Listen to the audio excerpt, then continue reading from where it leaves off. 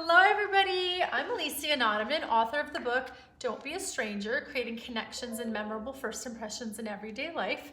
And I wanted to share a strategy with you today that I was talking about with a patient of mine, actually in my psychology world, who is facing a little bit of anxiety around needing to have a medical scan completed.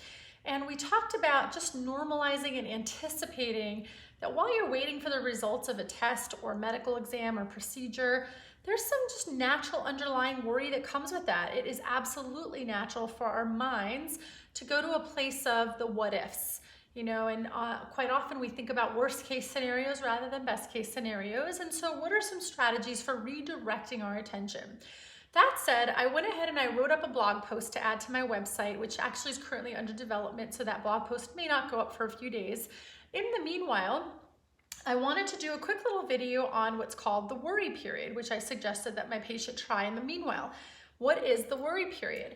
So first of all, it is a cognitive therapy technique where the idea is to help you feel more in control of your thoughts and where your mind goes, where your thoughts wander at various points of the day. Goes along with what we talk about in the psychology world as thought stopping. So if you've ever heard about a rubber band technique or seen somebody with a rubber band on their hand or around their wrist rather, does not mean that they're engaging in thought stopping, but it could. So a rubber band can be a wonderful, nonverbal, just visual cue on your wrist that is a constant reminder of something you're working on. So for some people, the rubber band might be a weight loss reminder. For some people, it might be a reminder to simply breathe and work on relaxation or meditation. In the case of thought stopping, when we're using it for anxiety management, and you can sometimes even, by the way, use a big chunky, like clunky rubber band and write really tiny a word that reminds you of something you're working on.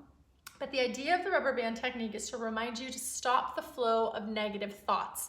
When you snap that rubber band, and I don't want you to snap it so hard that you hurt yourself or cut off your circulation, but just enough to get that ouch, to redirect and interrupt the flow of whatever thoughts you might have been experiencing.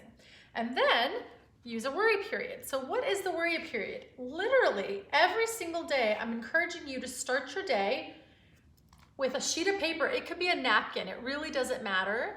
And all it says at the top is worry period. It's all I wrote. And then you want to identify for yourself what is a 20-ish minute period of time you're willing to commit to as your worry period every day for 1 or 2 weeks. I would recommend something past 2 or 3 p.m. because you want to get a good half of the day under your belt, but also not something within 2 hours of bedtime because I don't want this to impact your sleep negatively. So let's go with 4 p.m. or 3:30 p.m. right before dinner time. So I'm going to write down 4 to 4:20 is a sample worry period time. So that time is the time you are committing to sit down for 20 minutes every single day for the next week or 2 weeks, simply with the intentional purpose of worrying. So then what do? So every morning you start off with a new sheet of paper, and every time you catch yourself worrying, stressing out about something, anxious about something, hypervigilant about something, thinking excessively about something, I want you to simply write down the topic. So for example, if you just had a medical procedure, you might write down scan results. 10 minutes from now, you might think, oh man, I'm going to the dentist. What if when I'm at the dentist, X, Y, and Z happens? Write down dentist. If you're worrying about my car battery might die because with COVID, I'm not driving as much and the car's been sitting in the garage for a week. So then write down car. What I want you to notice is when you're not jotting things down on a worry period, normally these thoughts naturally come up anyway, and quite often it's not unusual to give them voice for 10, 15, 20 minutes sometimes. And you can imagine how much time that eats out in your day. So the intention of the worry period is we are catching the thought as it happens, we are writing it down, which then recompartmentalizes the thought in the brain. And it's almost like the brain can stop focusing on it because you've told it, I'm gonna worry about this at 4 o'clock during my worry period. So you can kind of put it on a shelf knowing you're going to come back to it at 4 o'clock. Our brain likes completion. It likes to close the loop. It likes deadlines.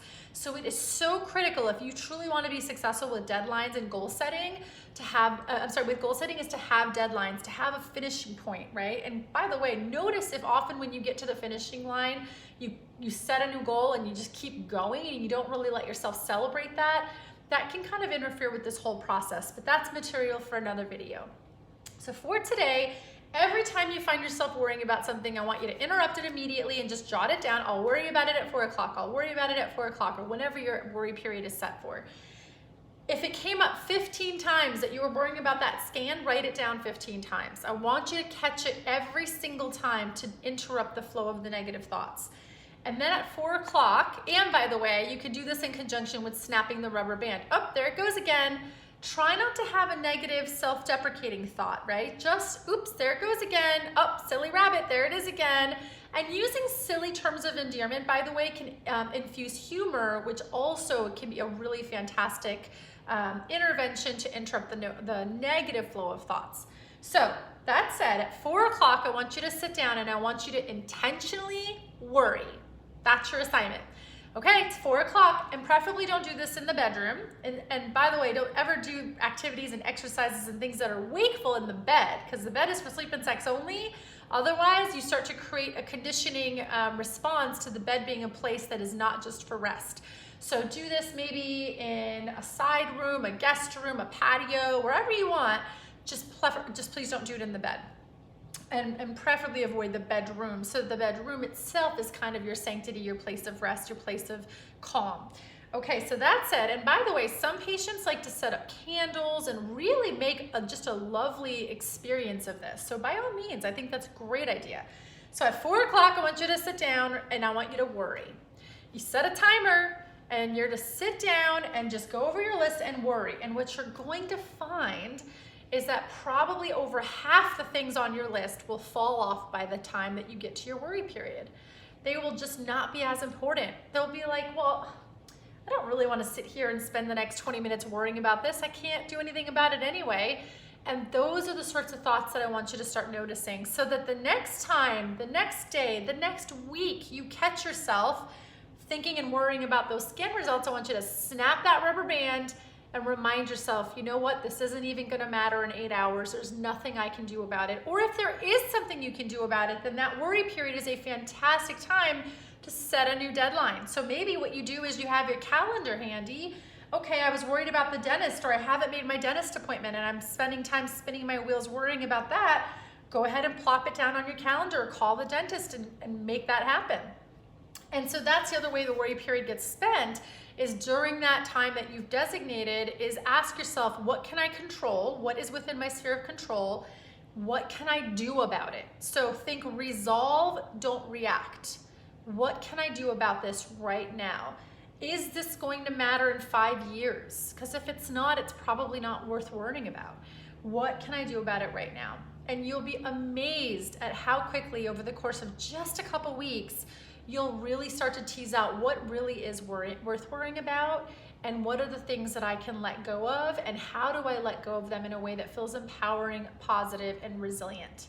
So I hope this is helpful. If you have any questions, or if you have any suggestions for future video topics, I always love to hear from you. And if I can support you along your journey, I would love to do that. In the meanwhile, I would love if you would check out my book, Don't Be a Stranger. During this whole, we say social distancing, really more so it's physical distancing, because I can still connect very meaningfully through the virtual world. There's so many amazing ways to do that. Using online supportive resources, using meetup groups, anything like that to really foster connection. And that's so important right now. And fostering connection is a really wonderful way, by the way, to redirect worries and to redirect and distract your mind to something more positive and to creating those meaningful connections. So I hope you'll consider checking out my book, Don't Be a Stranger. It's on Amazon. It's also available in a number of other places online. And I'd always love to hear what you're taking away from the book and how you're applying it. The reviews truly warm my heart. So thanks for being a part of my world, and I'll look forward to seeing you on a future video. Bye.